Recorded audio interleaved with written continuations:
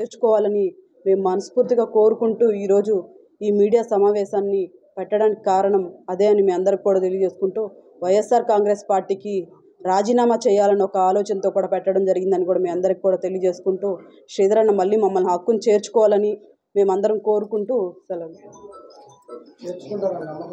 అంటే కష్టకాలం వదిలేశారు కదా, అంటే ఇప్పుడు ఒత్తిళ్ళు అన్నారు, కేసులు అన్నారు, అయినా కూడా కొందరు కేసులు దాకా పెట్టించుకున్నారు, జైలు కూడా మీరు మాత్రం అలాంటి పరిస్థితి లేకుండా మీరు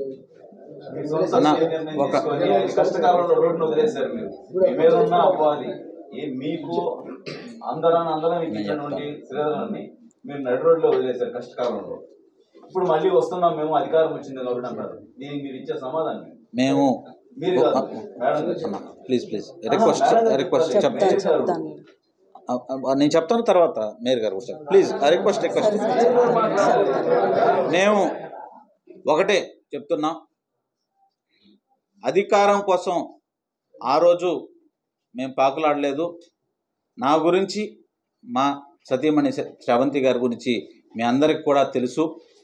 అధికారం కోసం డబ్బు కోసం పాకులాడేటువంటి మనస్తత్వం నాకు లేదు. నేను ఇందువరకే చెప్పా, శ్రీధర్ అన్న దగ్గరే రాజకీయ పాఠాలు నేర్చుకున్నా. నేను కాదు, శ్రీధర్ అన్న దగ్గర ఉండే ఎవ్వరూ కూడా డబ్బు కోసం అధికారం కోసం వెంపర్లాడేటువంటి పరిస్థితి లేదు. శ్రీధర్ అన్న నమ్ముకొని ఉంటే ఆ కార్యకర్తలకి డబ్బు కానీ కుటుంబ సంక్షేమం కానీ పదవులు కానీ వాటంతటా అవే వస్తాయనేటువంటి విషయం అందరికీ తెలుసు.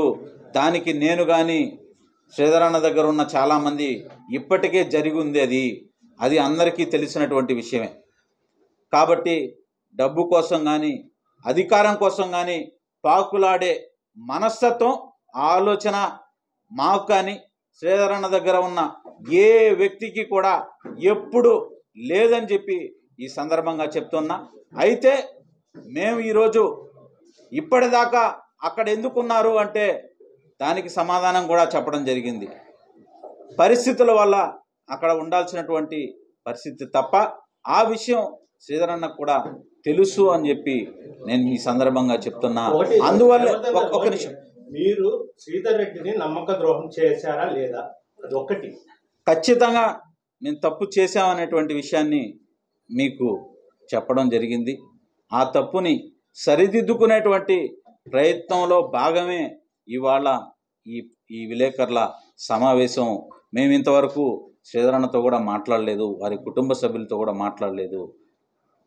ఆ అవకాశం కల్పించమని కోరుకుంటున్నాం తప్ప మమ్మల్ని వారు అంతకుముందు ఒక కుటుంబ సభ్యుడిగా ఏ విధంగా 15 సంవత్సరాలు చూసుకున్నారో అది చేయమని, అది ఆ అవకాశం కల్పించమని మాత్రమే మేము అడుగుతున్నాం. అధికారం కావాలని చెప్పి మేము అడగటం లేదు. కేవలం మేము ఇప్పటి వరకు ఎందుకు రాలేదు అంటే అప్పుడు ఉన్నటువంటి అధికార పార్టీ కల్పించినటువంటి పరిస్థితుల వల్లనే మేము అక్కడ ఉండడం జరిగింది, అంతేకాని వేరే ఉద్దేశం లేదు. మేయర్ గారు, కార్పొరేషన్లో కమిషనర్ గారి సంతకం ఫోర్జరీ జరిగినటువంటి ఒక విషయం ఈరోజు గత 5 రోజులుగా కూడాను